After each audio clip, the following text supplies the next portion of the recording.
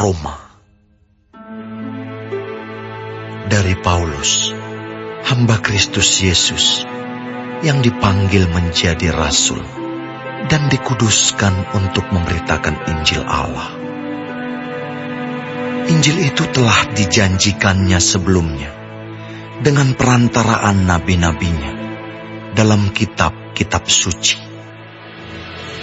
Tentang anaknya yang menurut daging diperanakkan dari keturunan Daud dan menurut roh kekudusan dinyatakan oleh kebangkitannya dari antara orang mati, bahwa ia adalah anak Allah yang berkuasa, Yesus Kristus Tuhan kita. Dengan perantaraannya, kami menerima kasih karunia dan jabatan rasul untuk menuntun semua bangsa, supaya mereka percaya dan taat kepada namanya. Kamu juga termasuk di antara mereka. Kamu yang telah dipanggil menjadi milik Kristus. Kepada kamu sekalian yang tinggal di Roma, yang dikasihi Allah, yang dipanggil dan dijadikan orang-orang kudus, kasih karunia menyertai kamu, dan damai sejahtera dari Allah, Bapa kita, dan dari Tuhan Yesus Kristus. Pertama-tama aku mengucap syukur kepada Allahku oleh Yesus Kristus atas kamu sekalian, sebab telah tersiar kabar tentang imanmu di seluruh dunia. Karena Allah yang kulayani dengan segenap hatiku dalam pemberitaan Injil anaknya adalah saksiku, bahwa dalam doaku aku selalu mengingat kamu. Aku berdoa, semoga dengan kehendak Allah, aku akhirnya beroleh kesempatan untuk mengunjungi kamu. Sebab aku ingin melihat kamu untuk memberitakan karunia rohani kepadamu, guna menguatkan kamu, yaitu supaya aku ada di antara kamu dan turut terhibur oleh iman kita bersama, baik oleh imanmu maupun oleh imanku. Saudara-saudara, aku mau supaya kamu mengetahui bahwa aku telah sering berniat untuk datang kepadamu. Tetapi hingga kini selalu aku terhalang, agar di tengah-tengahmu aku menemukan buah, seperti juga di tengah-tengah bangsa bukan Yahudi yang lain. Aku berhutang, baik kepada orang Yunani maupun kepada orang bukan Yunani, baik kepada orang terpelajar maupun kepada orang tidak terpelajar. Itulah sebabnya aku ingin untuk memberitakan Injil kepada kamu juga yang diam di Roma. Sebab aku mempunyai keyakinan yang kokoh dalam Injil, karena Injil adalah kekuatan Allah yang menyelamatkan setiap orang yang percaya. Pertama-tama orang Yahudi, tetapi juga orang Yunani. Sebab di dalamnya nyata kebenaran Allah yang bertolak dari iman dan memimpin kepada iman. Seperti ada tertulis, orang benar akan hidup oleh iman. Sebab murka Allah nyata dari surga atas segala kefasikan dan kelaliman manusia yang menindas kebenaran dengan kelaliman. Karena apa yang dapat mereka ketahui tentang Allah nyata bagi mereka, sebab Allah telah menyatakannya kepada mereka. Sebab apa yang tidak nampak daripadanya, yaitu kekuatannya yang kekal dan keilahiannya, dapat nampak kepada pikiran dari karyanya sejak dunia diciptakan, sehingga mereka tidak dapat berdalih. Sebab sekalipun mereka mengenal Allah, mereka tidak memuliakan Dia sebagai Allah atau mengucap syukur kepadanya.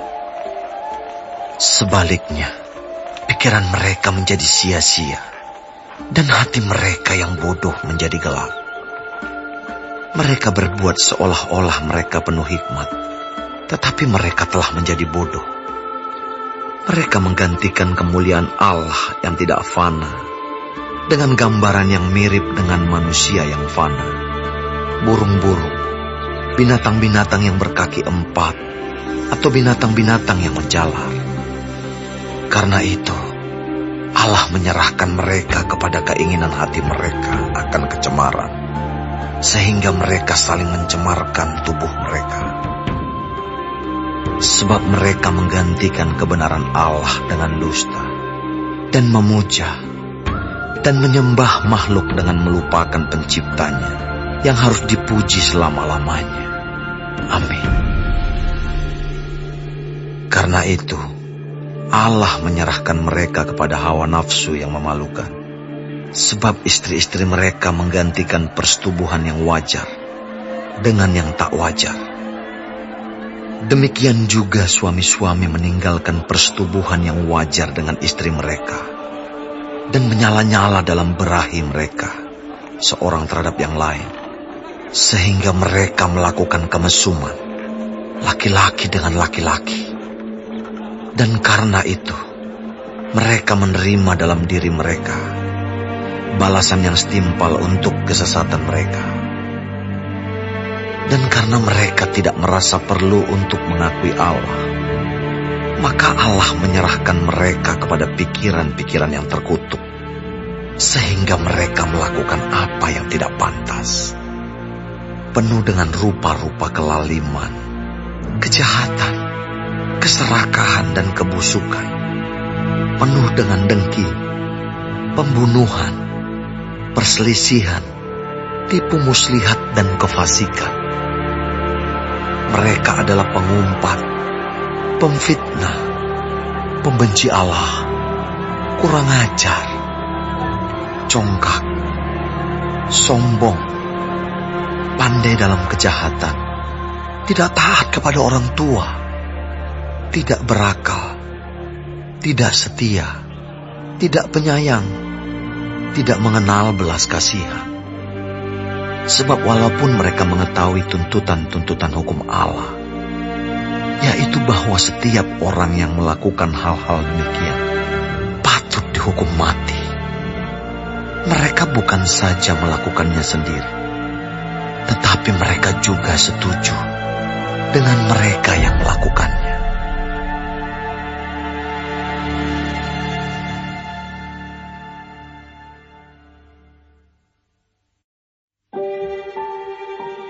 Karena itu, hai manusia, siapapun juga engkau yang menghakimi orang lain, engkau sendiri tidak bebas dari salah.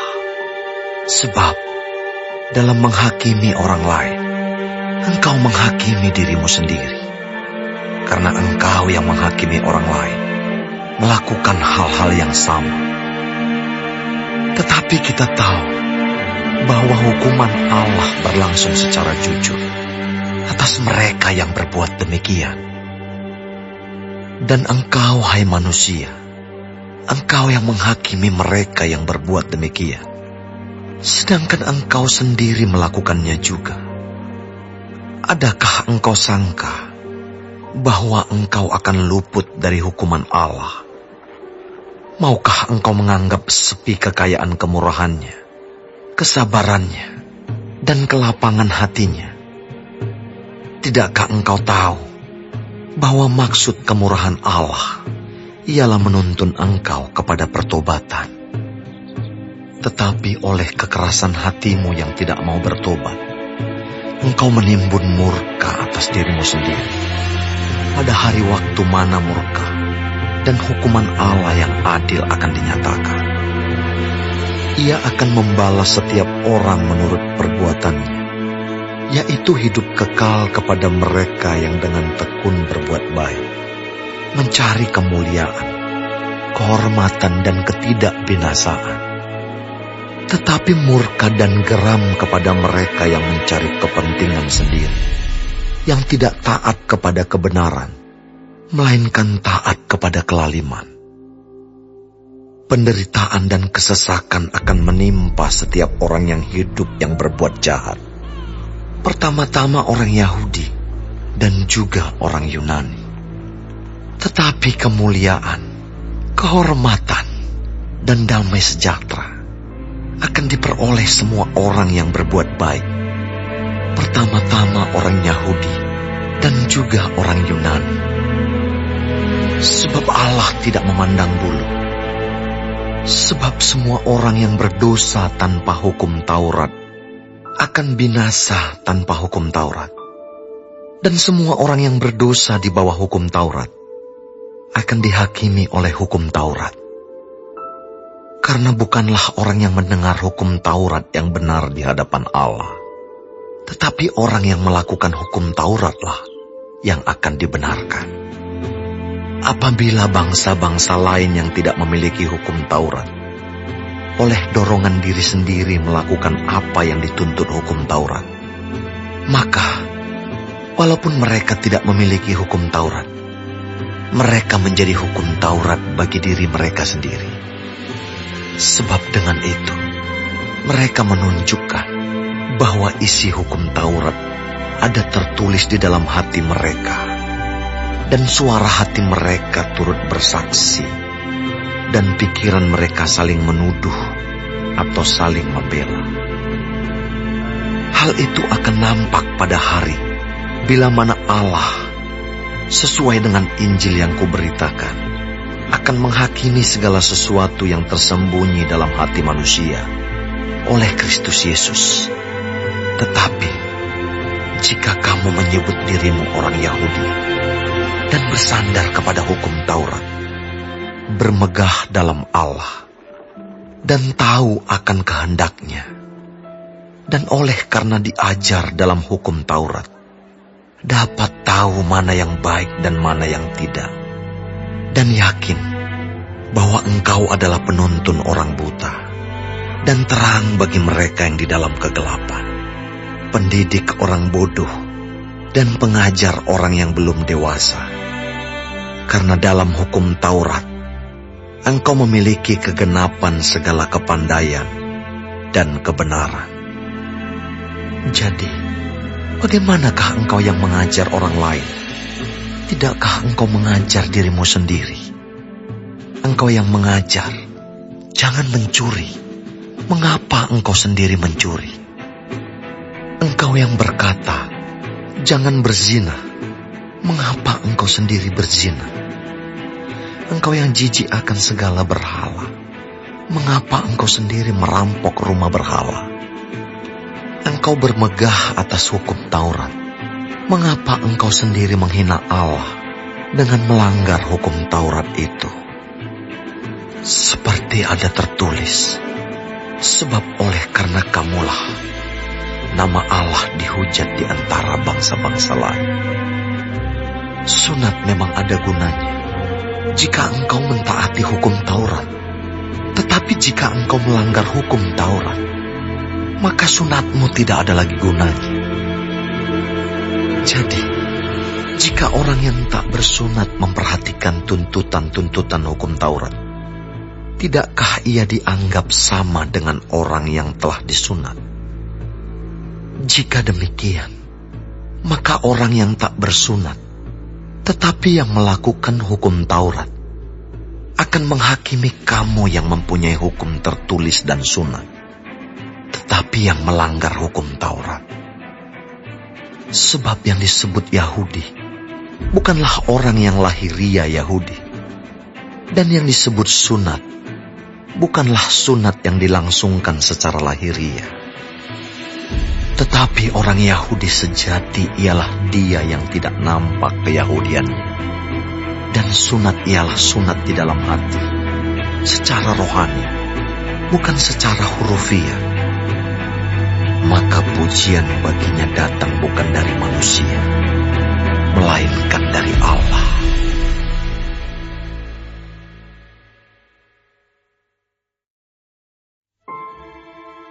Jika demikian, apakah kelebihan orang Yahudi? Dan apakah gunanya sunat? Banyak sekali, dan di dalam segala hal. Pertama-tama, sebab kepada merekalah dipercayakan firman Allah. Jadi bagaimana jika di antara mereka ada yang tidak setia? Dapatkah ketidaksetiaan itu membatalkan kesetiaan Allah? Sekali-kali tidak. Sebaliknya, Allah adalah benar, dan semua manusia pembohong, seperti ada tertulis, supaya engkau ternyata benar dalam segala firman-Mu dan menang jika engkau dihakimi. Tetapi jika ketidakbenaran kita menunjukkan kebenaran Allah, apakah yang akan kita katakan? Tidak adilkah Allah? Aku berkata sebagai manusia, jika Ia menampakkan murka-Nya. Sekali-kali tidak. Andai kata demikian, bagaimanakah Allah dapat menghakimi dunia? Tetapi jika kebenaran Allah oleh dustaku semakin melimpah bagi kemuliaan-Nya, mengapa aku masih dihakimi lagi sebagai orang berdosa? Bukankah tidak benar fitnahan orang yang mengatakan bahwa kita berkata, marilah kita berbuat yang jahat, supaya yang baik timbul daripadanya. Orang semacam itu sudah selayaknya mendapat hukuman. Jadi bagaimana? Adakah kita mempunyai kelebihan daripada orang lain? Sama sekali tidak. Sebab di atas telah kita tuduh baik orang Yahudi maupun orang Yunani, bahwa mereka semua ada di bawah kuasa dosa. Seperti ada tertulis, tidak ada yang benar, seorang pun tidak. Tidak ada seorang pun yang berakal budi. Tidak ada seorang pun yang mencari Allah. Semua orang telah menyeleweng. Mereka semua tidak berguna. Tidak ada yang berbuat baik, seorang pun tidak. Kerongkongan mereka seperti kubur yang ternganga. Lidah mereka merayu-rayu. Bibir mereka mengandung bisa. Mulut mereka penuh dengan sumpah serapah. Kaki mereka cepat untuk menumpahkan darah. Keruntuhan dan kebinasaan mereka tinggalkan di jalan mereka. Dan jalan damai tidak mereka kenal. Rasa takut kepada Allah tidak ada pada orang itu. Tetapi kita tahu bahwa segala sesuatu yang tercantum dalam kitab Taurat ditujukan kepada mereka yang hidup di bawah hukum Taurat, supaya tersumbat setiap mulut dan seluruh dunia jatuh ke bawah hukuman Allah. Sebab tidak seorang pun yang dapat dibenarkan di hadapan Allah oleh karena melakukan hukum Taurat. Karena justru oleh hukum Taurat, orang mengenal dosa. Tetapi sekarang, tanpa hukum Taurat, kebenaran Allah telah dinyatakan. Seperti yang disaksikan dalam kitab Taurat dan kitab-kitab para nabi, yaitu kebenaran Allah karena iman dalam Yesus Kristus bagi semua orang yang percaya, sebab tidak ada perbedaan. Karena semua orang telah berbuat dosa dan telah kehilangan kemuliaan Allah, dan oleh kasih karunia telah dibenarkan dengan cuma-cuma karena penebusan dalam Kristus Yesus. Kristus Yesus telah ditentukan Allah menjadi jalan pendamaian karena iman dalam darah-Nya. Hal ini dibuatnya untuk menunjukkan keadilan-Nya, karena Ia telah membiarkan dosa-dosa yang telah terjadi dahulu pada masa kesabaran-Nya. Maksudnya ialah untuk menunjukkan keadilan-Nya pada masa ini, supaya nyata bahwa Ia benar dan juga membenarkan orang yang percaya kepada Yesus. Jika demikian, apakah dasarnya untuk bermegah? Tidak ada. Berdasarkan apa? Berdasarkan perbuatan? Tidak. Melainkan berdasarkan iman. Karena kami yakin bahwa manusia dibenarkan karena iman, dan bukan karena ia melakukan hukum Taurat. Atau adakah Allah hanya Allah orang Yahudi saja, Bukankah ia juga adalah Allah bangsa-bangsa lain? Ya, benar, ia juga adalah Allah bangsa-bangsa lain. Artinya, kalau ada satu Allah yang akan membenarkan baik orang-orang bersunat karena iman, maupun orang-orang tak bersunat juga karena iman. Jika demikian, adakah kami membatalkan hukum Taurat karena iman? Sama sekali tidak. Sebaliknya, kami meneguhkannya.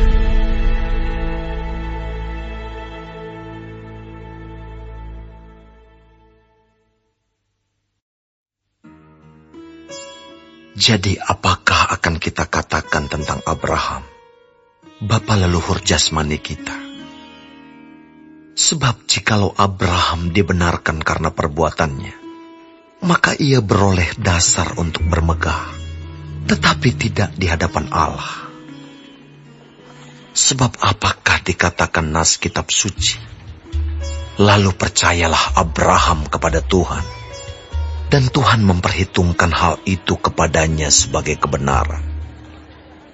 Kalau ada orang yang bekerja, upahnya tidak diperhitungkan sebagai hadiah, tetapi sebagai haknya.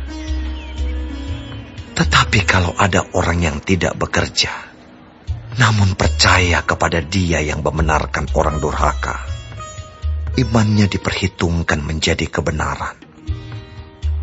Seperti juga Daud menyebut, berbahagia orang yang dibenarkan Allah bukan berdasarkan perbuatannya. Berbahagialah orang yang diampuni pelanggaran-pelanggarannya, dan yang ditutupi dosa-dosanya. Berbahagialah manusia yang kesalahannya tidak diperhitungkan Tuhan kepadanya. Adakah ucapan bahagia ini hanya berlaku bagi orang bersunat saja, atau juga bagi orang tak bersunat? Sebab telah kami katakan bahwa kepada Abraham iman diperhitungkan sebagai kebenaran. Dalam keadaan manakah hal itu diperhitungkan? Sebelum atau sesudah ia disunat? Bukan sesudah disunat, tetapi sebelumnya. Dan tanda sunat itu diterimanya sebagai meterai kebenaran berdasarkan iman yang ditunjukkannya sebelum ia bersunat. Demikianlah ia dapat menjadi bapa semua orang percaya yang tak bersunat, supaya kebenaran diperhitungkan kepada mereka.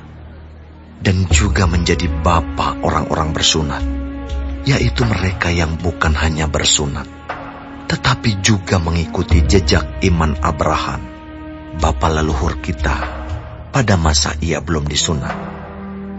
Sebab bukan karena hukum Taurat telah diberikan janji kepada Abraham dan keturunannya, bahwa ia akan memiliki dunia, tetapi karena kebenaran berdasarkan iman. Sebab jika mereka yang mengharapkannya dari hukum Taurat menerima bagian yang dijanjikan Allah, maka sia-sialah iman, dan batallah janji itu. Karena hukum Taurat membangkitkan murka, tetapi di mana tidak ada hukum Taurat, di situ tidak ada juga pelanggaran. Karena itulah kebenaran berdasarkan iman, supaya merupakan kasih karunia, sehingga janji itu berlaku bagi semua keturunan Abraham, bukan hanya bagi mereka yang hidup dari hukum Taurat, tetapi juga bagi mereka yang hidup dari iman Abraham. Sebab Abraham adalah bapa kita semua. Seperti ada tertulis, engkau telah kutetapkan menjadi bapa banyak bangsa, di hadapan Allah yang kepadanya ia percaya, yaitu Allah yang menghidupkan orang mati, dan yang menjadikan dengan firman-Nya apa yang tidak ada menjadi ada.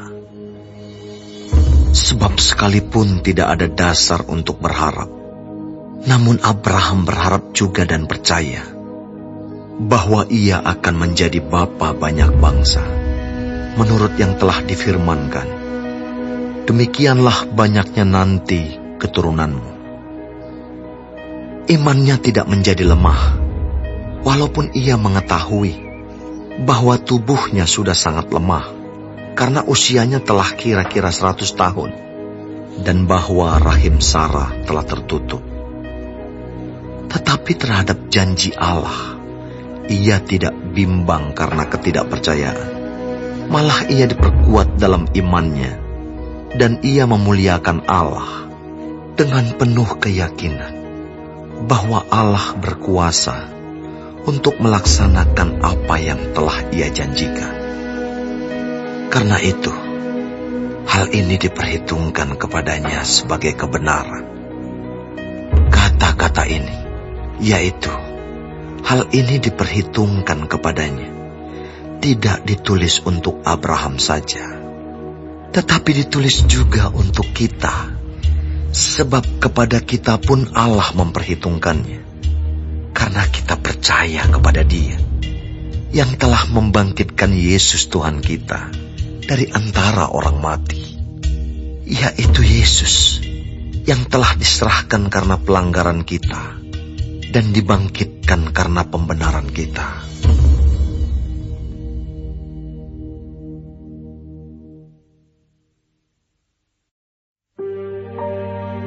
Sebab itu, kita yang dibenarkan karena iman, kita hidup dalam damai sejahtera dengan Allah, oleh karena Tuhan kita Yesus Kristus. Oleh Dia, kita juga beroleh jalan masuk oleh iman kepada kasih karunia ini. Di dalam kasih karunia ini kita berdiri, dan kita bermegah dalam pengharapan akan menerima kemuliaan Allah. Dan bukan hanya itu saja, kita malah bermegah juga dalam kesengsaraan kita, karena kita tahu bahwa kesengsaraan itu menimbulkan ketekunan, dan ketekunan menimbulkan tahan uji, dan tahan uji menimbulkan pengharapan. Dan pengharapan tidak mengecewakan, karena kasih Allah telah dicurahkan di dalam hati kita oleh Roh Kudus yang telah dikaruniakan kepada kita. Karena waktu kita masih lemah, Kristus telah mati untuk kita orang-orang durhaka pada waktu yang ditentukan oleh Allah. Sebab tidak mudah seorang mau mati untuk orang yang benar, tetapi mungkin untuk orang yang baik ada orang yang berani mati. Akan tetapi, Allah menunjukkan kasih-Nya kepada kita, oleh karena Kristus telah mati untuk kita ketika kita masih berdosa. Lebih-lebih, karena kita sekarang telah dibenarkan oleh darah-Nya, kita pasti akan diselamatkan dari murka Allah. Sebab jikalau kita, ketika masih seteru, diperdamaikan dengan Allah oleh kematian anaknya, lebih-lebih kita yang sekarang telah diperdamaikan, pasti akan diselamatkan oleh hidupnya. Dan bukan hanya itu saja, kita malah bermegah dalam Allah oleh Yesus Kristus, Tuhan kita. Sebab oleh Dia kita telah menerima pendamaian itu. Sebab itu, sama seperti dosa telah masuk ke dalam dunia oleh satu orang, dan oleh dosa itu juga maut, demikianlah maut itu telah menjalar kepada semua orang, karena semua orang telah berbuat dosa. Sebab sebelum hukum Taurat ada, telah ada dosa di dunia. Tetapi dosa itu tidak diperhitungkan kalau tidak ada hukum Taurat. Sungguh pun demikian, maut telah berkuasa dari zaman Adam sampai kepada zaman Musa, juga atas mereka yang tidak berbuat dosa dengan cara yang sama seperti yang telah dibuat oleh Adam, yang adalah gambaran Dia yang akan datang. Tetapi karunia Allah tidaklah sama dengan pelanggaran Adam. Sebab jika karena pelanggaran satu orang semua orang telah jatuh di dalam kuasa maut, Jauh lebih besar lagi kasih karunia Allah dan karunia-Nya yang dilimpahkannya atas semua orang karena satu orang, yaitu Yesus Kristus. Dan kasih karunia tidak berimbangan dengan dosa satu orang. Sebab penghakiman atas satu pelanggaran itu telah mengakibatkan penghukuman. Tetapi penganugerahan karunia atas banyak pelanggaran itu mengakibatkan pembenaran. Sebab jika oleh dosa satu orang, maut telah berkuasa oleh satu orang itu, maka lebih benar lagi mereka yang telah menerima kelimpahan kasih karunia dan anugerah kebenaran akan hidup dan berkuasa oleh karena satu orang itu, yaitu Yesus Kristus. Sebab itu, sama seperti oleh satu pelanggaran, semua orang beroleh penghukuman. Demikian pula oleh satu perbuatan kebenaran, semua orang beroleh pembenaran untuk hidup. Jadi sama seperti oleh ketidaktaatan satu orang, semua orang telah menjadi orang berdosa. Demikian pula oleh ketaatan satu orang, semua orang menjadi orang benar. Tetapi hukum Taurat ditambahkan, supaya pelanggaran menjadi semakin banyak. Dan di mana dosa bertambah banyak, di sana kasih karunia menjadi berlimpah-limpah. Supaya sama seperti dosa berkuasa dalam alam maut, demikian kasih karunia akan berkuasa oleh kebenaran untuk hidup yang kekal, oleh Yesus Kristus, Tuhan kita.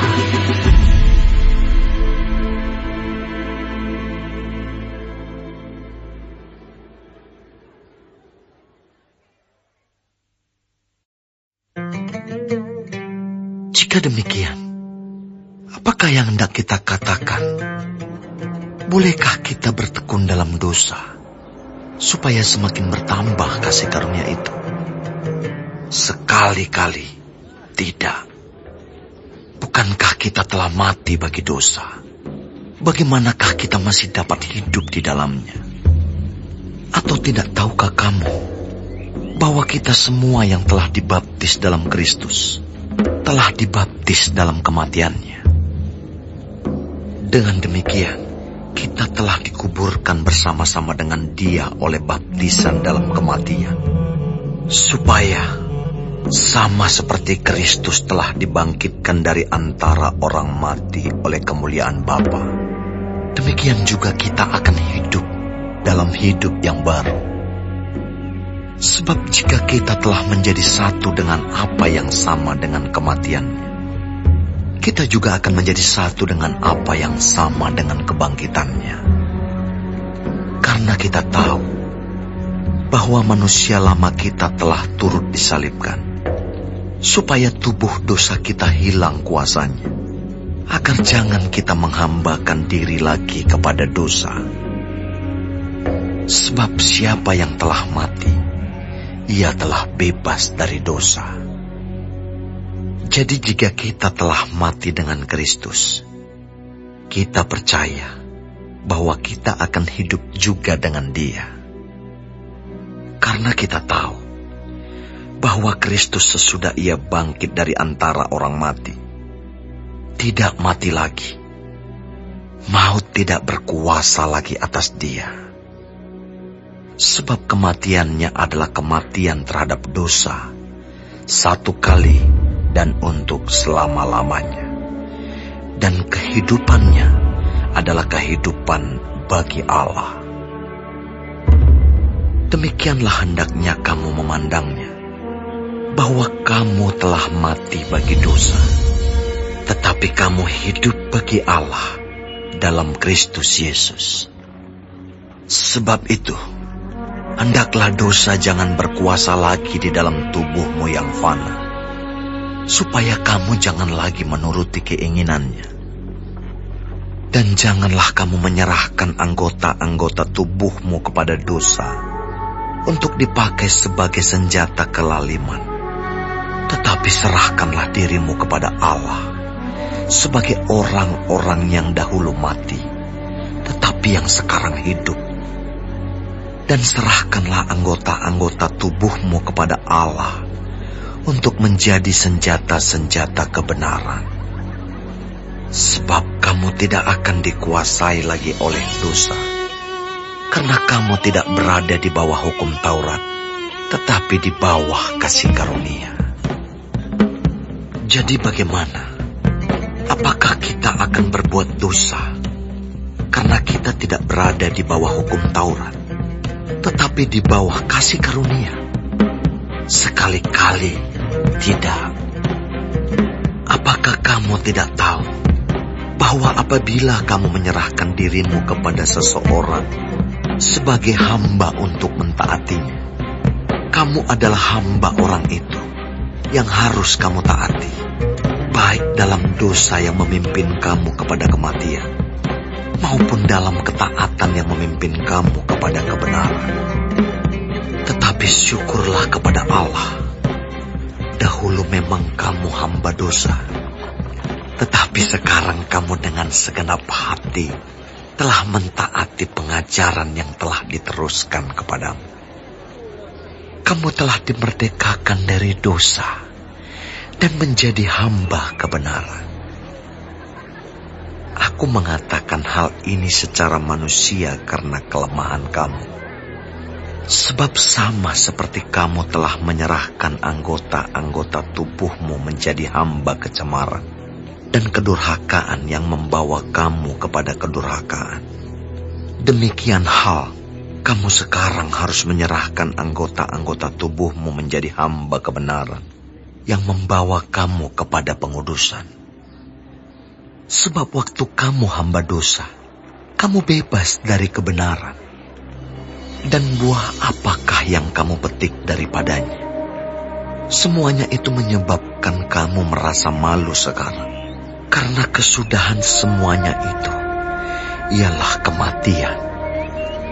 Tetapi sekarang, setelah kamu dimerdekakan dari dosa, dan setelah kamu menjadi hamba Allah, kamu beroleh buah yang membawa kamu kepada pengudusan. Dan sebagai kesudahannya, ialah hidup yang kekal. Sebab upah dosa ialah maut, tetapi karunia Allah ialah hidup yang kekal dalam Kristus Yesus, Tuhan kita.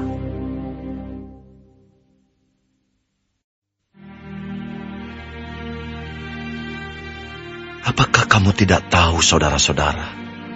Sebab aku berbicara kepada mereka yang mengetahui hukum, bahwa hukum berkuasa atas seseorang selama orang itu hidup. Sebab seorang istri terikat oleh hukum kepada suaminya selama suaminya itu hidup. Akan tetapi apabila suaminya itu mati, bebaslah ia dari hukum yang mengikatnya kepada suaminya itu. Jadi selama suaminya hidup, ia dianggap berzina kalau ia menjadi istri laki-laki lain. Tetapi jika suaminya telah mati, ia bebas dari hukum, sehingga ia bukanlah berzina kalau ia menjadi istri laki-laki lain. Sebab itu saudara-saudaraku, kamu juga telah mati bagi hukum Taurat oleh tubuh Kristus, supaya kamu menjadi milik orang lain, yaitu milik Dia yang telah dibangkitkan dari antara orang mati, agar kita berbuah bagi Allah. Sebab waktu kita masih hidup di dalam daging, hawa nafsu dosa yang dirangsang oleh hukum Taurat bekerja dalam anggota-anggota tubuh kita, agar kita berbuah bagi maut. Tetapi sekarang kita telah dibebaskan dari hukum Taurat, sebab kita telah mati bagi Dia yang mengurung kita, sehingga kita sekarang melayani dalam keadaan baru menurut roh, dan bukan dalam keadaan lama menurut huruf hukum Taurat. Jika demikian, apakah yang hendak kita katakan? Apakah hukum Taurat itu dosa? Sekali-kali tidak. Sebaliknya, justru oleh hukum Taurat aku telah mengenal dosa. Karena aku juga tidak tahu apa itu keinginan. Kalau hukum Taurat tidak mengatakan, jangan mengingini. Tetapi dalam perintah itu, dosa mendapat kesempatan untuk membangkitkan di dalam diriku rupa-rupa keinginan. Sebab tanpa hukum Taurat, dosa mati. Dahulu aku hidup tanpa hukum Taurat. Akan tetapi sesudah datang perintah itu, dosa mulai hidup. Sebaliknya aku mati. Dan perintah yang seharusnya membawa kepada hidup, ternyata bagiku justru membawa kepada kematian. Sebab dalam perintah itu, dosa mendapat kesempatan untuk menipu aku. Dan oleh perintah itu, ia membunuh aku. Jadi, hukum Taurat adalah kudus. Dan perintah itu juga adalah kudus, benar dan baik. Jika demikian, adakah yang baik itu menjadi kematian bagiku? Sekali-kali tidak. Tetapi supaya nyata bahwa ia adalah dosa, maka dosa mempergunakan yang baik untuk mendatangkan kematian bagiku, supaya oleh perintah itu dosa lebih nyata lagi keadaannya sebagai dosa. Sebab kita tahu bahwa hukum Taurat adalah rohani, tetapi aku bersifat daging, terjual di bawah kuasa dosa. Sebab apa yang aku perbuat, aku tidak tahu. Karena bukan apa yang kukendaki yang aku perbuat, tetapi apa yang aku benci, itulah yang aku perbuat. Jadi jika aku perbuat apa yang tidak aku kehendaki, aku menyetujui bahwa hukum Taurat itu baik. Kalau demikian, bukan aku lagi yang memperbuatnya, tetapi dosa yang ada di dalam aku. Sebab aku tahu bahwa di dalam aku, yaitu di dalam aku sebagai manusia, tidak ada sesuatu yang baik. Sebab kehendak memang ada di dalam aku, tetapi bukan hal berbuat apa yang baik.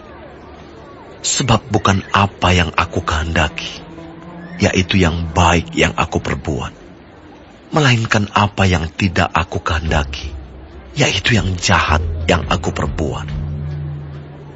Jadi, jika aku berbuat apa yang tidak aku kehendaki, maka bukan lagi aku yang memperbuatnya, tetapi dosa yang diam di dalam aku.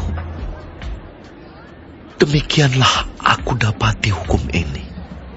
Jika aku menghendaki berbuat apa yang baik, yang jahat itu ada padaku. Sebab di dalam batinku, aku suka akan hukum Allah.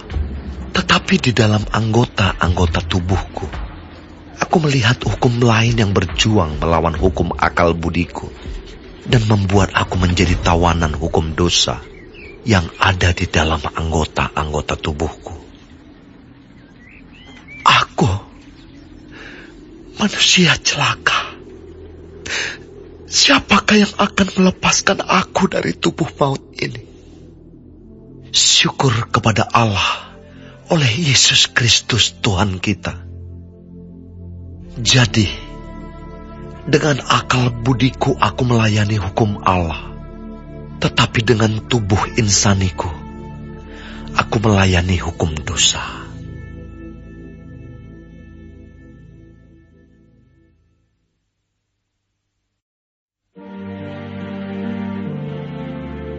Demikianlah, sekarang tidak ada penghukuman bagi mereka yang ada di dalam Kristus Yesus. Roh yang memberi hidup telah memerdekakan kamu dalam Kristus dari hukum dosa dan hukum maut. Sebab apa yang tidak mungkin dilakukan hukum Taurat, karena tak berdaya oleh daging, telah dilakukan oleh Allah. dengan jalan mengutus anaknya sendiri dalam daging, yang serupa dengan daging yang dikuasai dosa karena dosa. Ia telah menjatuhkan hukuman atas dosa di dalam daging, supaya tuntutan hukum Taurat digenapi di dalam kita, yang tidak hidup menurut daging, tetapi menurut Roh. Sebab mereka yang hidup menurut daging memikirkan hal-hal yang dari daging. Mereka yang hidup menurut Roh memikirkan hal-hal yang dari Roh. Karena keinginan daging adalah maut, tetapi keinginan Roh adalah hidup dan damai sejahtera. Sebab keinginan daging adalah perseteruan terhadap Allah, karena ia tidak takluk kepada hukum Allah. Hal ini memang tidak mungkin baginya. Mereka yang hidup dalam daging tidak mungkin berkenan kepada Allah. Tetapi kamu tidak hidup dalam daging, melainkan dalam Roh, jika memang Roh Allah diam di dalam kamu. Tetapi jika orang tidak memiliki Roh Kristus, ia bukan milik Kristus. Tetapi jika Kristus ada di dalam kamu, maka tubuh memang mati karena dosa, tetapi roh adalah kehidupan oleh karena kebenaran. Dan jika roh Dia yang telah membangkitkan Yesus dari antara orang mati diam di dalam kamu, maka Ia yang telah membangkitkan Kristus Yesus dari antara orang mati akan menghidupkan juga tubuhmu yang fana itu oleh Roh-Nya yang diam di dalam kamu. Jadi, saudara-saudara, kita adalah orang berhutang, tetapi bukan kepada daging, supaya hidup menurut daging. Sebab, jika kamu hidup menurut daging, kamu akan mati. Tetapi jika oleh Roh kamu mematikan perbuatan-perbuatan tubuhmu, kamu akan hidup. Semua orang yang dipimpin Roh Allah adalah anak Allah. Sebab kamu tidak menerima roh perbudakan yang membuat kamu menjadi takut lagi, tetapi kamu telah menerima Roh yang menjadikan kamu anak Allah. Oleh Roh itu kita berseru, "Ya Aba, ya Bapa." Roh itu bersaksi bersama-sama dengan roh kita bahwa kita adalah anak-anak Allah. Dan jika kita adalah anak, maka kita juga adalah ahli waris. Maksudnya, orang-orang yang berhak menerima janji-janji Allah, yang akan menerimanya bersama-sama dengan Kristus, yaitu jika kita menderita bersama-sama dengan Dia, supaya kita juga dipermuliakan bersama-sama dengan Dia. Sebab aku yakin bahwa penderitaan zaman sekarang ini tidak dapat dibandingkan dengan kemuliaan yang akan dinyatakan kepada kita. Sebab dengan sangat rindu, seluruh makhluk menantikan saat anak-anak Allah dinyatakan. Karena seluruh makhluk telah ditaklukkan kepada kesia-siaan, bukan oleh kehendaknya sendiri, tetapi oleh kehendak Dia yang telah menaklukkannya. Tetapi dalam pengharapan, karena makhluk itu sendiri juga akan dimerdekakan dari perbudakan kebinasaan dan masuk ke dalam kemerdekaan kemuliaan anak-anak Allah. Sebab kita tahu bahwa sampai sekarang segala makhluk sama-sama mengeluh dan sama-sama merasakan sakit bersalin. Dan bukan hanya mereka saja, tetapi kita yang telah menerima karunia sulung roh, kita juga mengeluh dalam hati kita sambil menantikan pengangkatan sebagai anak, yaitu pembebasan tubuh kita. Sebab kita diselamatkan dalam pengharapan. Tetapi pengharapan yang dilihat bukan pengharapan lagi. Sebab bagaimana orang masih mengharapkan apa yang dilihatnya? Tetapi jika kita mengharapkan apa yang tidak kita lihat, kita menantikannya dengan tekun. Demikian juga Roh membantu kita dalam kelemahan kita. Sebab kita tidak tahu bagaimana sebenarnya harus berdoa. Tetapi Roh sendiri berdoa untuk kita kepada Allah dengan keluhan-keluhan yang tidak terucapkan. Dan Allah yang menyelidiki hati nurani mengetahui maksud Roh itu, yaitu bahwa Ia sesuai dengan kehendak Allah berdoa untuk orang-orang kudus. Kita tahu sekarang bahwa Allah turut bekerja dalam segala sesuatu untuk mendatangkan kebaikan bagi mereka yang mengasihi Dia, yaitu bagi mereka yang terpanggil sesuai dengan rencana Allah. Sebab semua orang yang dipilihnya dari semula, mereka juga ditentukannya dari semula untuk menjadi serupa dengan gambaran anaknya, supaya Ia, anaknya itu, menjadi yang sulung di antara banyak saudara. Dan mereka yang ditentukannya dari semula, mereka itu juga dipanggilnya. Dan mereka yang dipanggilnya, mereka itu juga dibenarkannya. Dan mereka yang dibenarkannya, mereka itu juga dimuliakannya. Sebab itu, apakah yang akan kita katakan tentang semuanya itu? Jika Allah di pihak kita, siapakah yang akan melawan kita? Ia yang tidak menyayangkan anaknya sendiri, tetapi yang menyerahkannya bagi kita semua. Bagaimanakah mungkin Ia tidak mengaruniakan segala sesuatu kepada kita bersama-sama dengan Dia? Siapakah yang akan menggugat orang-orang pilihan Allah? Allah yang membenarkan mereka. Siapakah yang akan menghukum mereka? Kristus Yesus yang telah mati, bahkan lebih lagi, yang telah bangkit, yang juga duduk di sebelah kanan Allah, yang malah menjadi pembela bagi kita. Siapakah yang akan memisahkan kita dari kasih Kristus?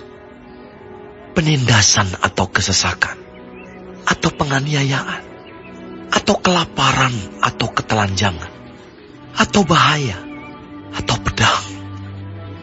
Seperti ada tertulis, oleh karena Engkau kami ada dalam bahaya maut sepanjang hari. Kami telah dianggap sebagai domba-domba sembelihan. Tetapi dalam semuanya itu, kita lebih daripada orang-orang yang menang oleh Dia yang telah mengasihi kita.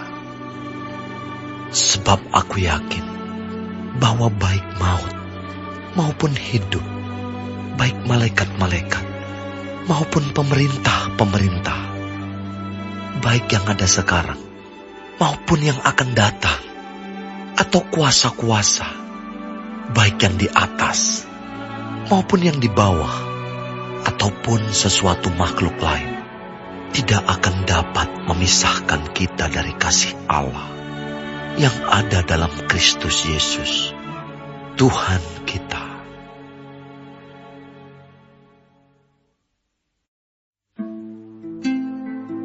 Aku mengatakan kebenaran dalam Kristus.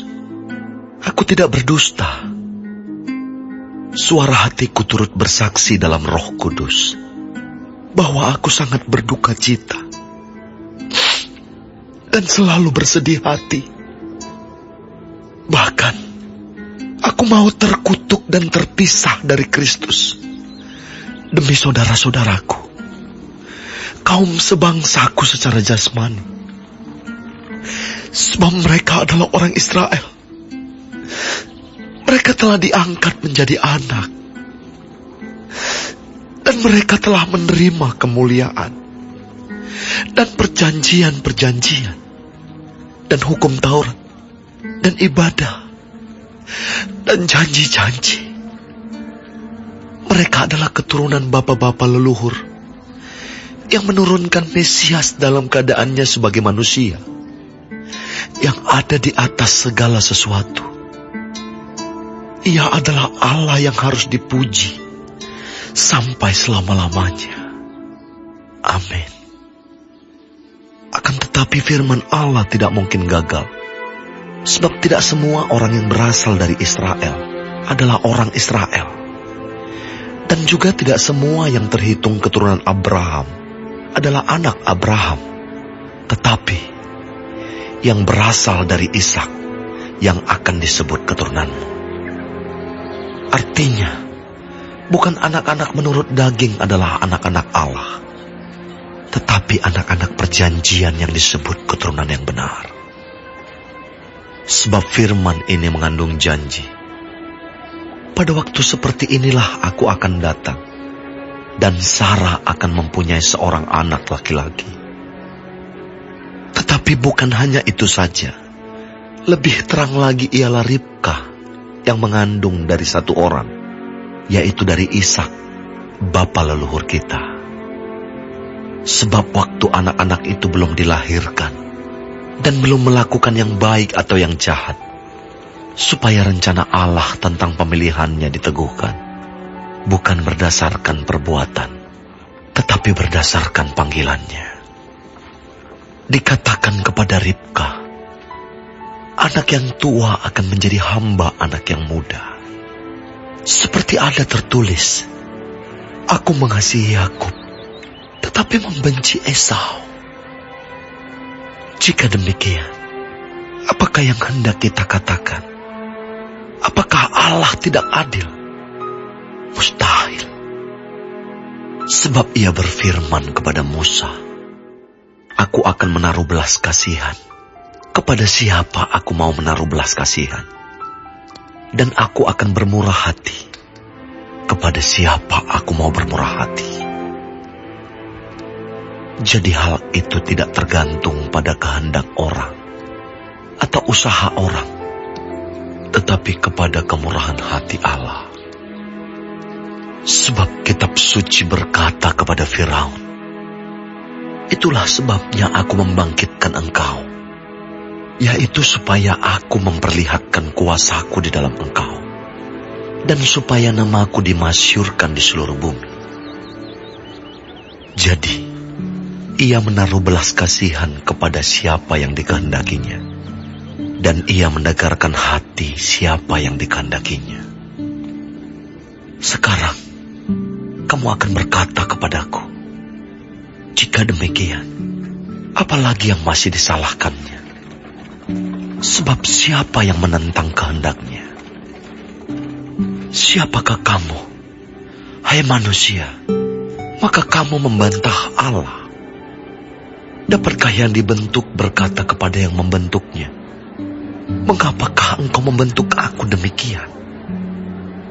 Apakah tukang periuk tidak mempunyai hak atas tanah liatnya, untuk membuat dari gumpal yang sama suatu benda, untuk dipakai guna tujuan yang mulia, dan suatu benda lain untuk dipakai guna tujuan yang biasa? Jadi, kalau untuk menunjukkan murkanya dan menyatakan kuasanya, Allah menaruh kesabaran yang besar terhadap benda-benda kemurkaannya, yang telah disiapkan untuk kebinasaan, justru untuk menyatakan kekayaan kemuliaannya atas benda-benda belas kasihannya yang telah dipersiapkannya untuk kemuliaan, yaitu kita yang telah dipanggilnya, bukan hanya dari antara orang Yahudi, tetapi juga dari antara bangsa-bangsa lain. Seperti yang difirmankannya juga dalam kitab Nabi Hosea, yang bukan umatku akan kusebut umatku, dan yang bukan kekasih, kekasih. Dan di tempat di mana akan dikatakan kepada mereka, kamu ini bukanlah umatku, di sana akan dikatakan kepada mereka, anak-anak Allah yang hidup. Dan Yesaya berseru tentang Israel, sekalipun jumlah anak Israel seperti pasir di laut, namun hanya sisanya akan diselamatkan.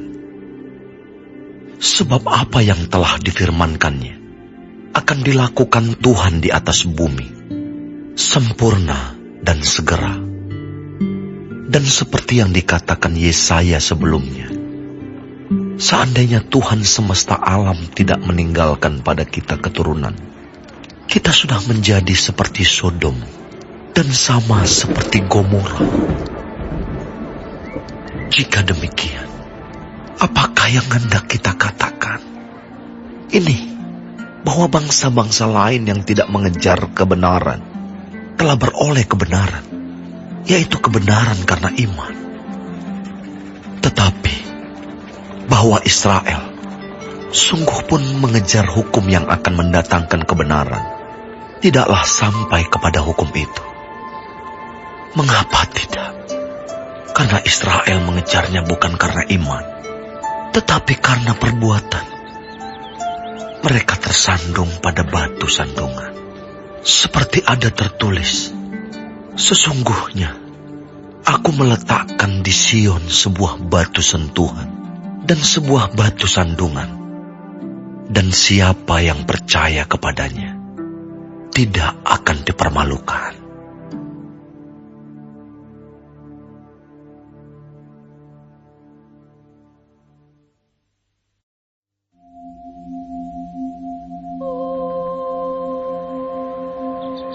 Saudara-saudara, keinginan hatiku dan doaku kepada Tuhan ialah supaya mereka diselamatkan.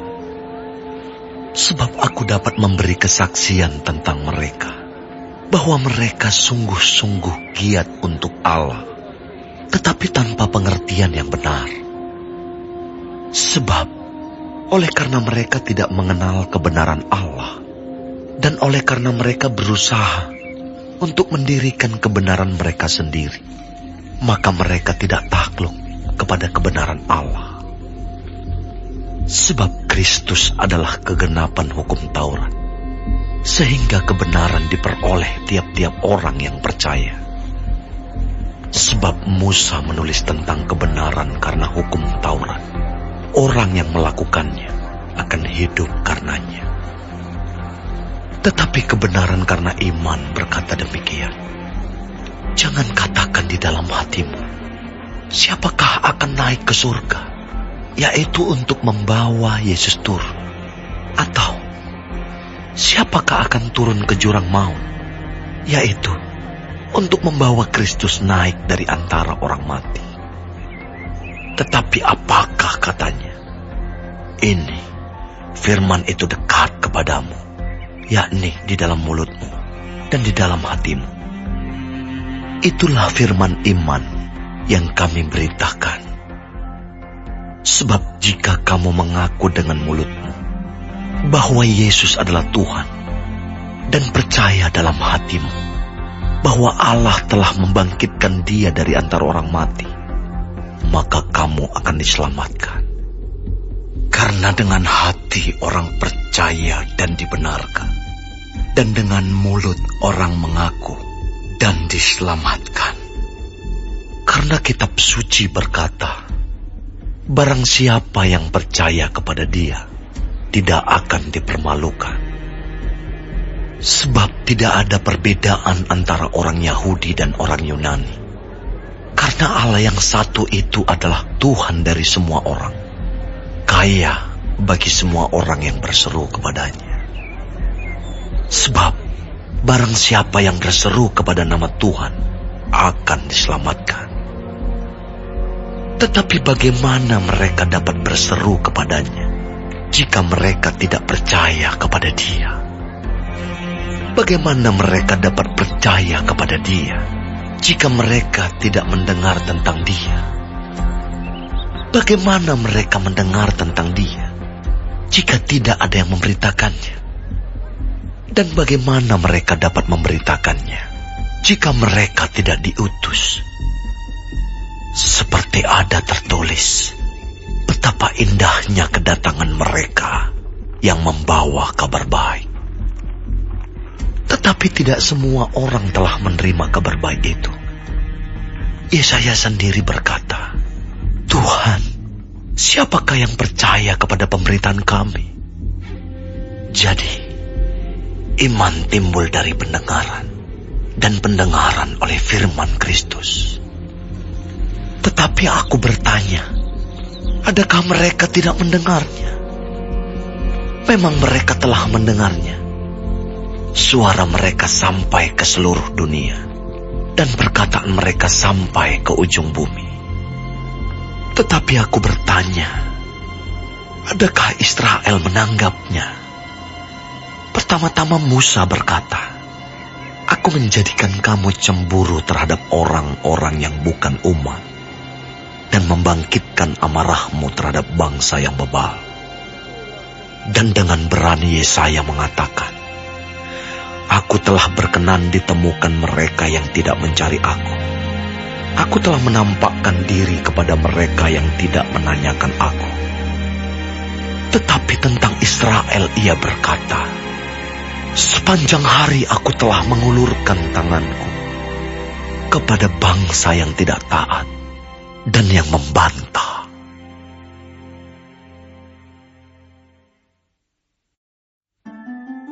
Maka aku bertanya, adakah Allah mungkin telah menolak umatnya? Sekali-kali tidak. Karena aku sendiri pun orang Israel, dari keturunan Abraham, dari suku Benyamin. Allah tidak menolak umatnya yang dipilihnya. Ataukah kamu tidak tahu apa yang dikatakan kitab suci tentang Elia waktu ia mengadukan Israel kepada Allah?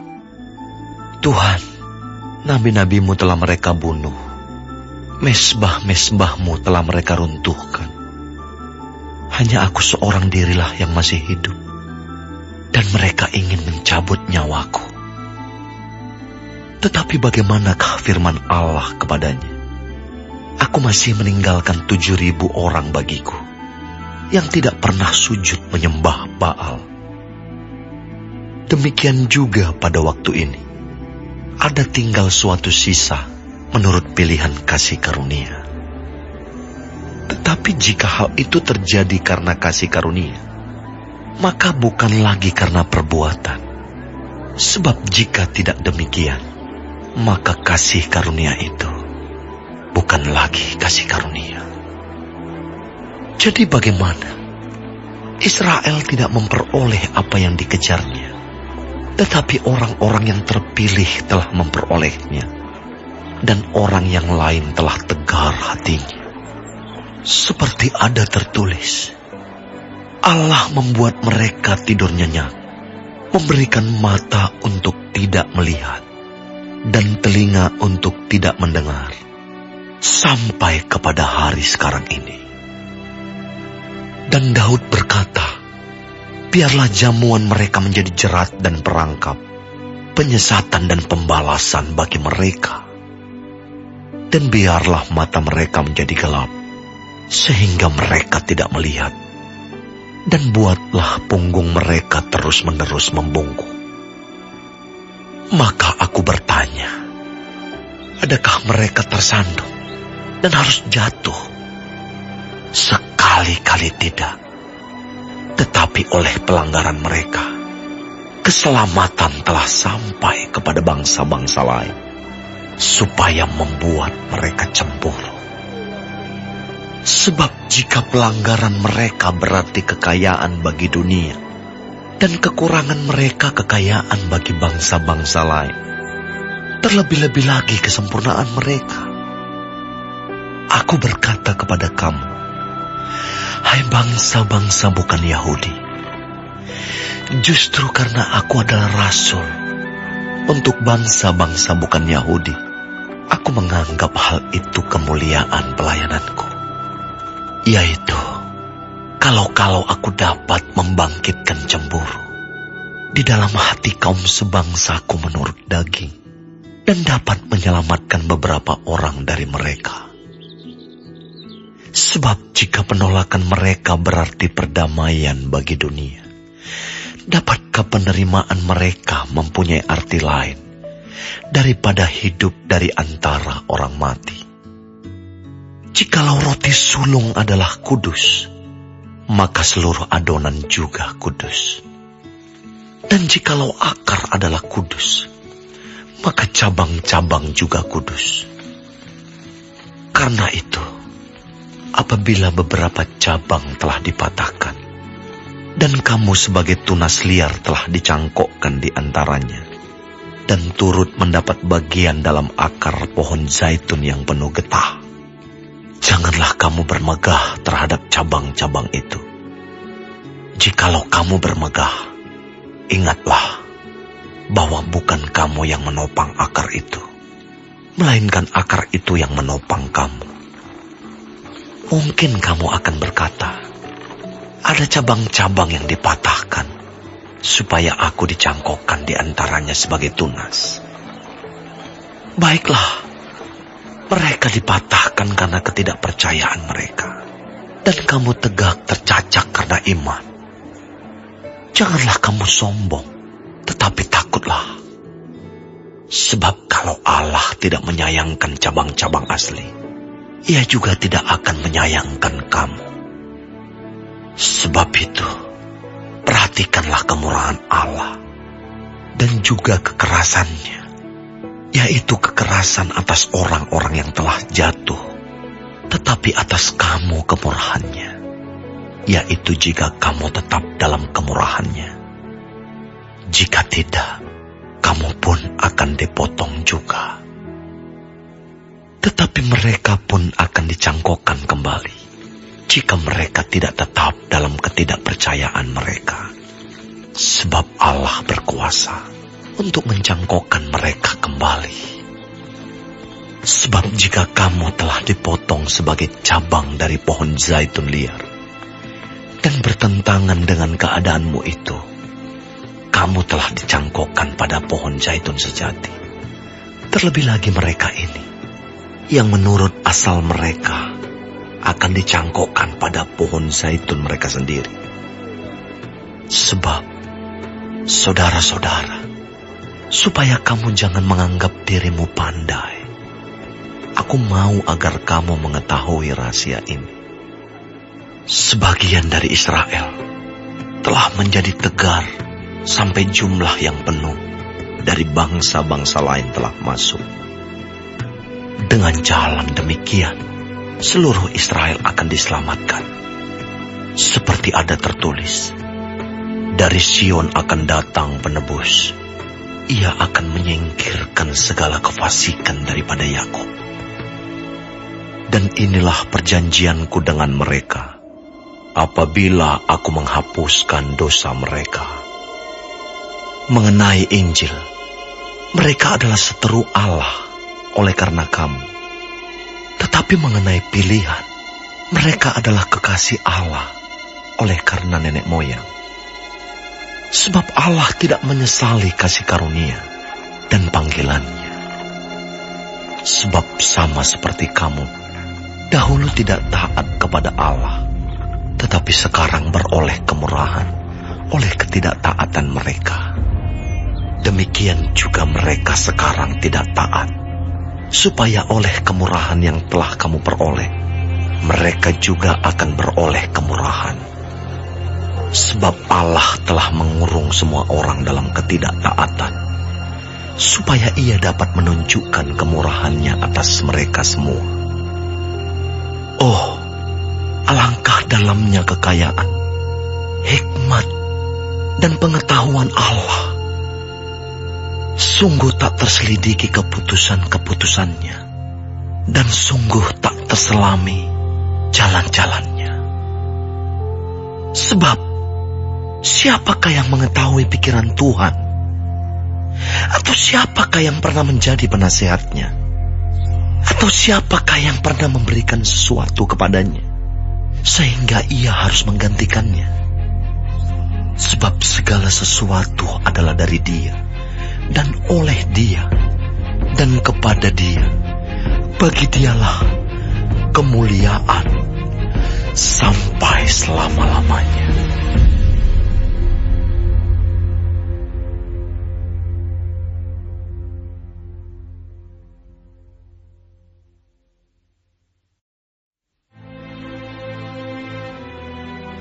Karena itu, saudara-saudara, demi kemurahan Allah aku menasihatkan kamu supaya kamu mempersembahkan tubuhmu sebagai persembahan yang hidup, yang kudus, dan yang berkenan kepada Allah. Itu adalah ibadahmu yang sejati. Janganlah kamu menjadi serupa dengan dunia ini, tetapi berubahlah oleh pembaruan budimu, sehingga kamu dapat membedakan manakah kehendak Allah, apa yang baik, yang berkenan kepada Allah, dan yang sempurna. Berdasarkan kasih karunia yang dianugerahkan kepadaku, aku berkata kepada setiap orang di antara kamu, janganlah kamu memikirkan hal-hal yang lebih tinggi daripada yang patut kamu pikirkan. Tetapi hendaklah kamu berpikir begitu rupa, sehingga kamu menguasai diri menurut ukuran iman yang dikaruniakan Allah kepada kamu masing-masing. Sebab sama seperti pada satu tubuh, kita mempunyai banyak anggota, tetapi tidak semua anggota itu mempunyai tugas yang sama. Demikian juga kita, walaupun banyak, adalah satu tubuh di dalam Kristus, tetapi kita masing-masing adalah anggota yang seorang terhadap yang lain. Demikianlah kita mempunyai karunia yang berlain-lainan, menurut kasih karunia yang dianugerahkan kepada kita. Jika karunia itu adalah bernubuat, baiklah kita melakukannya sesuai dengan iman kita. Jika karunia untuk melayani, baiklah kita melayani. Jika karunia untuk mengajar, baiklah kita mengajar. Jika karunia untuk menasihati, baiklah kita menasihati. Siapa yang membagi-bagikan sesuatu, hendaklah ia melakukannya dengan hati yang ikhlas. Siapa yang memberi pimpinan, hendaklah ia melakukannya dengan rajin. Siapa yang menunjukkan kemurahan, hendaklah ia melakukannya dengan sukacita. Hendaklah kasih itu jangan pura-pura. Jauhilah yang jahat, dan lakukanlah yang baik. Hendaklah kamu saling mengasihi sebagai saudara, dan saling mendahului dalam memberi hormat. Janganlah hendaknya kerajinanmu kendor. Biarlah rohmu menyala-nyala, dan layanilah Tuhan. Bersukacitalah dalam pengharapan, sabarlah dalam kesesakan, dan bertekunlah dalam doa. Bantulah dalam kekurangan orang-orang kudus, dan usahakanlah dirimu untuk selalu memberikan tumpangan.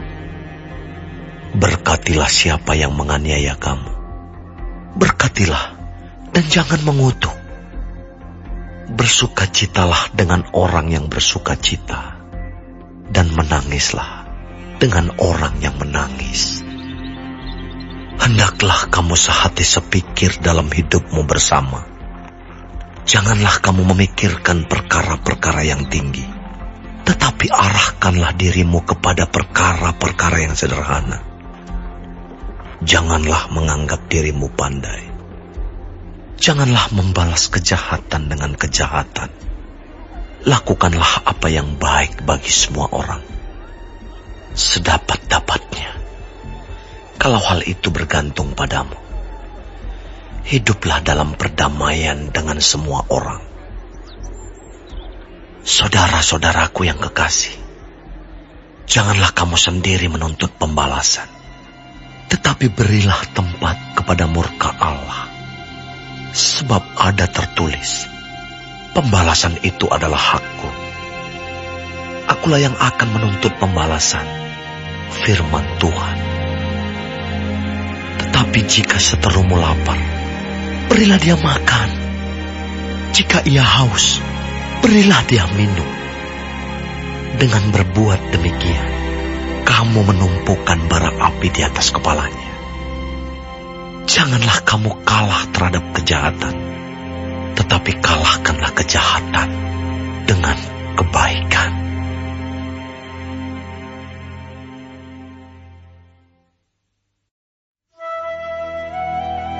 Tiap-tiap orang harus takluk kepada pemerintah yang di atasnya, sebab tidak ada pemerintah yang tidak berasal dari Allah. Dan pemerintah-pemerintah yang ada ditetapkan oleh Allah. Sebab itu, barang siapa melawan pemerintah, ia melawan ketetapan Allah. Dan siapa yang melakukannya akan mendatangkan hukuman atas dirinya.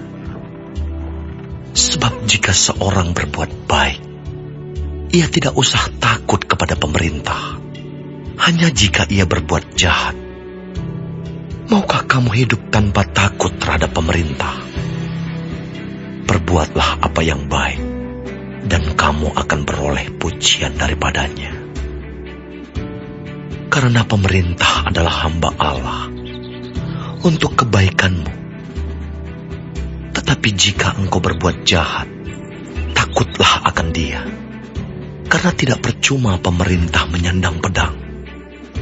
Pemerintah adalah hamba Allah untuk membalaskan murka Allah atas mereka yang berbuat jahat. Sebab itu, perlu kita menaklukkan diri, bukan saja oleh karena kemurkaan Allah, tetapi juga oleh karena suara hati kita. Itulah juga sebabnya, maka kamu membayar pajak. Karena mereka yang mengurus hal itu adalah pelayan-pelayan Allah. Bayarlah kepada semua orang apa yang harus kamu bayar. Pajak kepada orang yang berhak menerima pajak. Cukai kepada orang yang berhak menerima cukai. Rasa takut kepada orang yang berhak menerima rasa takut. Dan hormat kepada orang yang berhak menerima hormat. Janganlah kamu berhutang apa-apa kepada siapapun juga, tetapi hendaklah kamu saling mengasihi. Sebab barang siapa mengasihi sesamanya manusia, ia sudah memenuhi hukum Taurat. Karena firman, jangan berzina, jangan membunuh, jangan mencuri, jangan mengingini, dan firman lain manapun juga sudah tersimpul dalam firman ini, yaitu kasihilah sesamamu manusia seperti dirimu sendiri. Kasih tidak berbuat jahat terhadap sesama manusia. Karena itu, kasih adalah kegenapan hukum Taurat. Hal ini harus kamu lakukan karena kamu mengetahui keadaan waktu sekarang, yaitu bahwa saatnya telah tiba bagi kamu untuk bangun dari tidur. Sebab sekarang keselamatan sudah lebih dekat bagi kita daripada waktu kita menjadi percaya. Hari sudah jauh malam, telah hampir siang. Sebab itu, marilah kita menanggalkan perbuatan-perbuatan kegelapan dan mengenakan perlengkapan senjata terang. Marilah kita hidup dengan sopan, seperti pada siang hari. Jangan dalam pesta pora dan kemabukan. Jangan dalam percabulan dan hawa nafsu. Jangan dalam perselisihan dan iri hati. Tetapi, kenakanlah Tuhan Yesus Kristus sebagai perlengkapan senjata terang. Dan janganlah merawat tubuhmu untuk memuaskan keinginannya.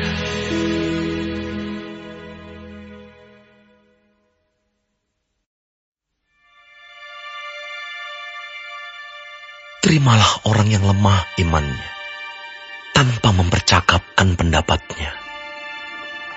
Yang seorang yakin bahwa ia boleh makan segala jenis makanan, tetapi orang yang lemah imannya hanya makan sayur-sayuran saja.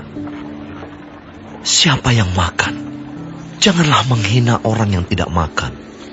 Dan siapa yang tidak makan, janganlah menghakimi orang yang makan. Sebab Allah telah menerima orang itu. Siapakah kamu, sehingga kamu menghakimi hamba orang lain? Entahkah ia berdiri, entahkah ia jatuh, itu adalah urusan tuannya sendiri. Tetapi ia akan tetap berdiri, karena karena Tuhan berkuasa menjaga dia terus berdiri. Yang seorang menganggap hari yang satu lebih penting daripada hari yang lain, tetapi yang lain menganggap semua hari sama saja.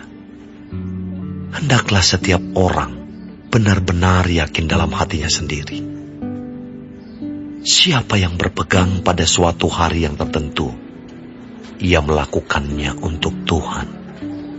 Dan siapa makan, ia melakukannya untuk Tuhan. Sebab ia mengucap syukur kepada Allah. Dan siapa tidak makan, ia melakukannya untuk Tuhan. Dan ia juga mengucap syukur kepada Allah. Sebab tidak ada seorang pun di antara kita yang hidup untuk dirinya sendiri.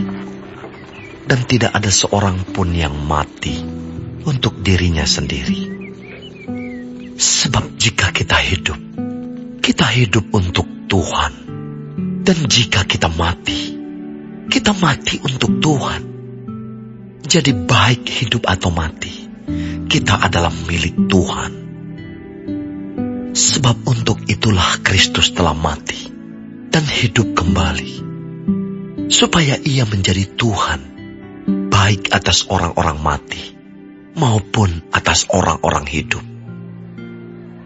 Tetapi engkau, mengapakah engkau menghakimi saudaramu? Atau mengapakah engkau menghina saudaramu? Sebab kita semua harus menghadap tahta pengadilan Allah. Karena ada tertulis, demi aku hidup, demikianlah firman Tuhan, semua orang akan bertekuk lutut di hadapanku, dan semua orang akan memuliakan Allah. Demikianlah setiap orang di antara kita akan memberi pertanggungan jawab tentang dirinya sendiri kepada Allah. Karena itu, janganlah kita saling menghakimi lagi. Tetapi lebih baik kamu menganut pandangan ini. Jangan kita membuat saudara kita jatuh atau tersandung. Aku tahu dan yakin dalam Tuhan Yesus bahwa tidak ada sesuatu yang najis dari dirinya sendiri. Hanya bagi orang yang beranggapan bahwa sesuatu adalah najis, bagi orang itulah sesuatu itu najis. Sebab jika engkau menyakiti hati saudaramu oleh karena sesuatu yang engkau makan, maka engkau tidak hidup lagi menurut tuntutan kasih. Janganlah engkau membinasakan saudaramu oleh karena makananmu, karena Kristus telah mati untuk dia. Apa yang baik yang kamu miliki, janganlah kamu biarkan difitnah. Sebab kerajaan Allah bukanlah soal makanan dan minuman, tetapi soal kebenaran, damai sejahtera, dan sukacita oleh Roh Kudus. Karena barang siapa melayani Kristus dengan cara ini, ia berkenan pada Allah dan dihormati oleh manusia. Sebab itu, marilah kita mengejar apa yang mendatangkan damai sejahtera dan yang berguna untuk saling membangun. Janganlah engkau merusakkan pekerjaan Allah oleh karena makanan. Segala sesuatu adalah suci, tetapi celakalah orang jika oleh makanannya orang lain tersandung. Baiklah engkau jangan makan daging atau minum anggur, atau sesuatu yang menjadi batu sandungan untuk saudaramu. Berpeganglah pada keyakinan yang engkau miliki itu, bagi dirimu sendiri di hadapan Allah. Berbahagialah dia yang tidak menghukum dirinya sendiri dalam apa yang dianggapnya baik untuk dilakukan. Tetapi barang siapa yang bimbang kalau ia makan, ia telah dihukum, karena ia tidak melakukannya berdasarkan iman. Dan segala sesuatu yang tidak berdasarkan iman adalah dosa.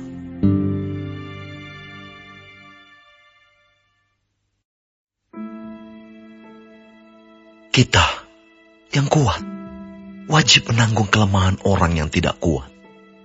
Dan jangan kita mencari kesenangan kita sendiri. Setiap orang di antara kita harus mencari kesenangan sesama kita demi kebaikannya untuk membangunnya. Karena Kristus juga tidak mencari kesenangannya sendiri.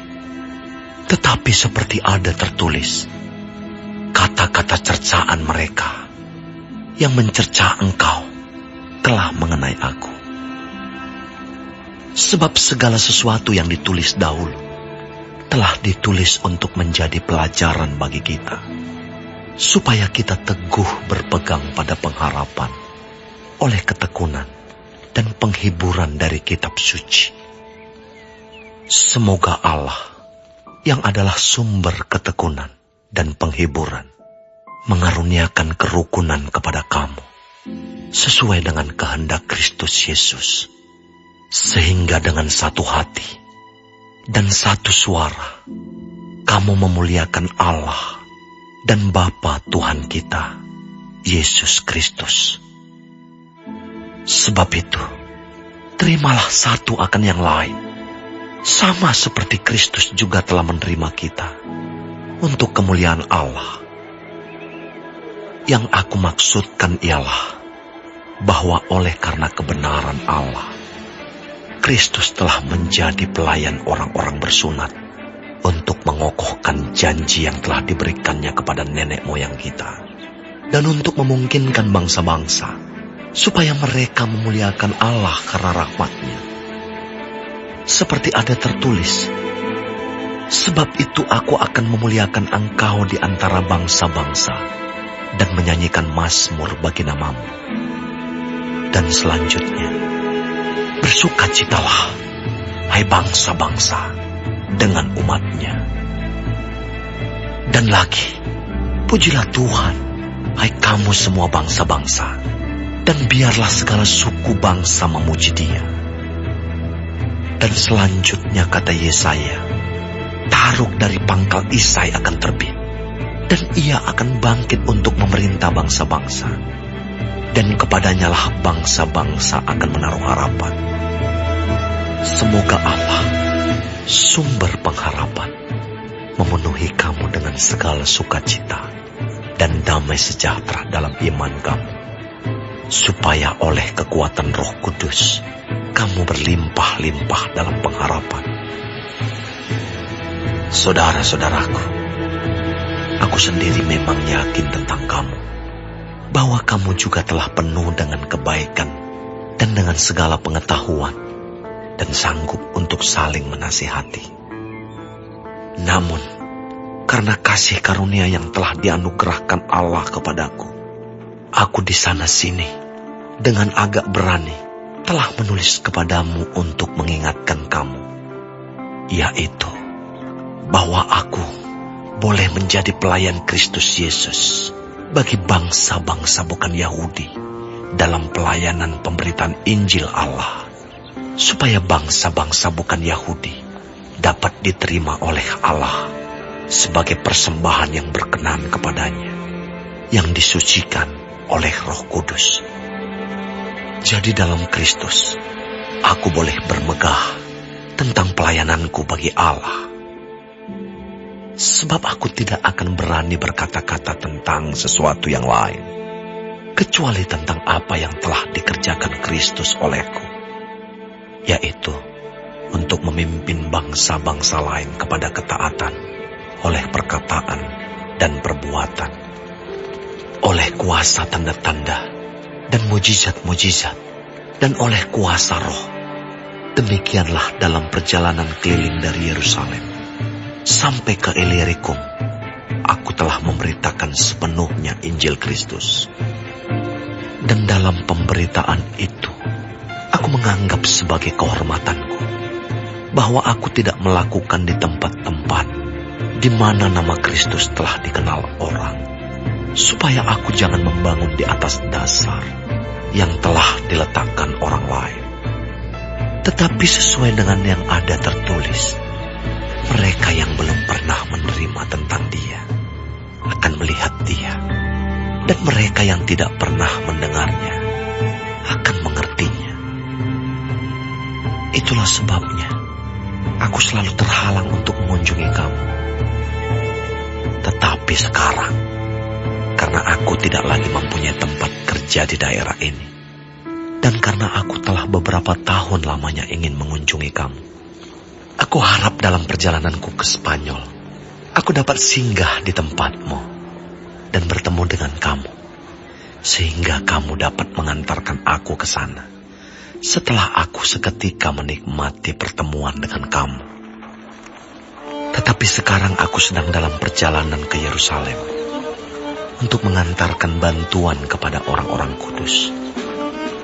Sebab Makedonia dan Akaya telah mengambil keputusan untuk menyumbangkan sesuatu kepada orang-orang miskin di antara orang-orang kudus di Yerusalem. Keputusan itu memang telah mereka ambil, tetapi itu adalah kewajiban mereka. Sebab jika bangsa-bangsa lain telah beroleh bagian dalam harta rohani orang Yahudi, maka wajiblah juga bangsa-bangsa lain itu melayani orang Yahudi dengan harta duniawi mereka. Apabila aku sudah menunaikan tugas itu dan sudah menyerahkan hasil usaha bangsa-bangsa lain itu kepada mereka, aku akan berangkat ke Spanyol melalui kota kamu. Dan aku tahu bahwa jika aku datang mengunjungi kamu, aku akan melakukannya dengan penuh berkat Kristus. Tetapi demi Kristus, Tuhan kita, dan demi kasih Roh, aku menasihatkan kamu, saudara-saudara, untuk bergumul bersama-sama dengan aku dalam doa kepada Allah untuk aku, supaya aku terpelihara dari orang-orang yang tidak taat di Yudea, dan supaya pelayananku untuk Yerusalem disambut dengan baik oleh orang-orang kudus di sana, agar aku yang dengan sukacita datang kepadamu oleh kehendak Allah, beroleh kesegaran bersama-sama dengan kamu. Allah, sumber damai sejahtera, menyertai kamu sekalian. Amin.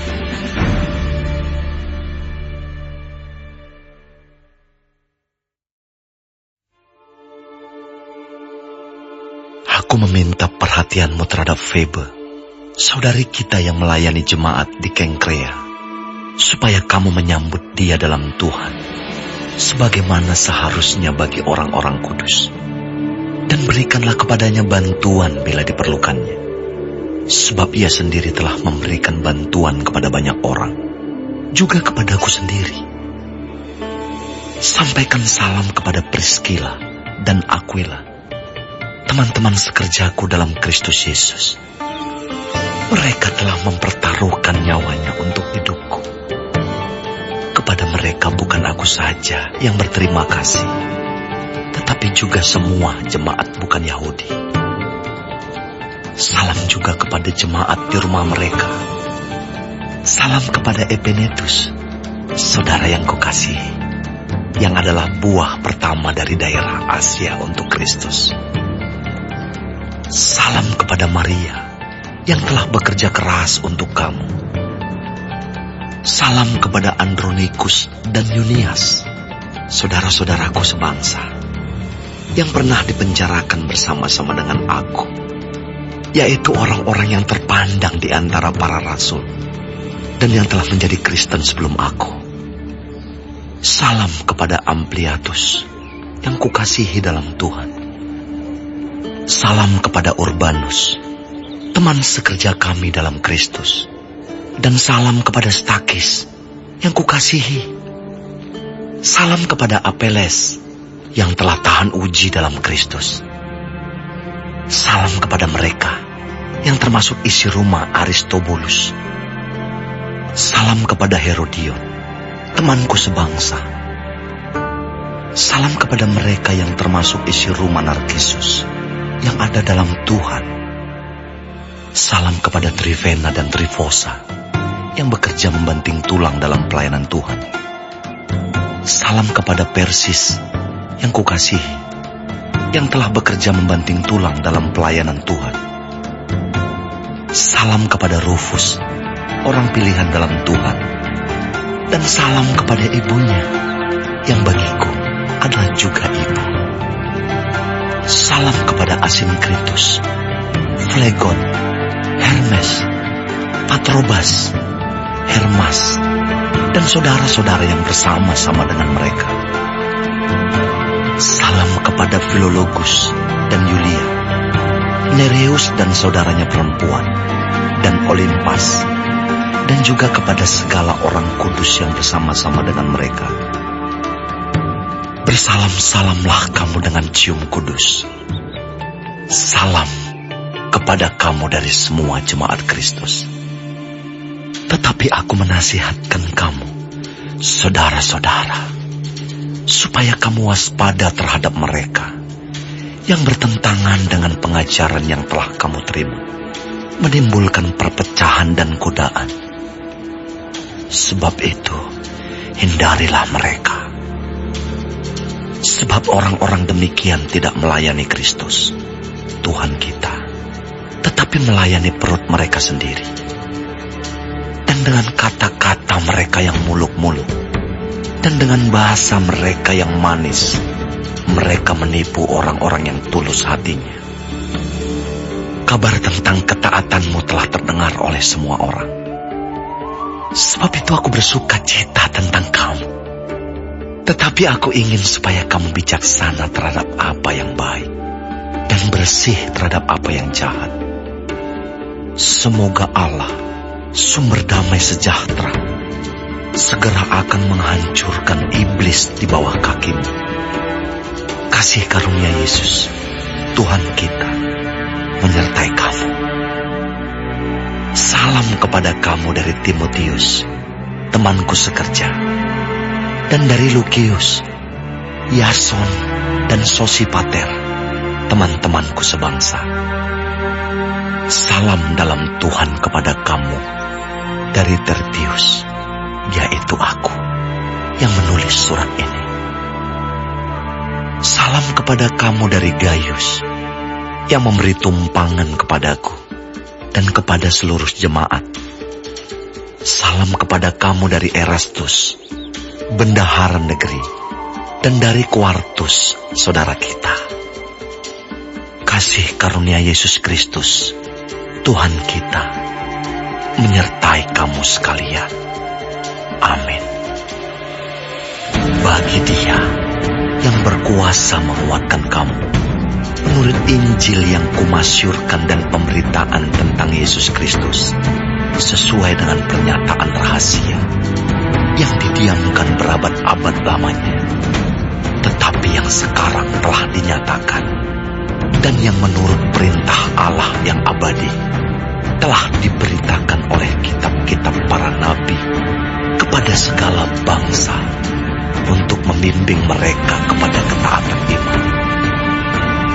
Bagi Dia, satu-satunya Allah yang penuh hikmat, oleh Yesus Kristus,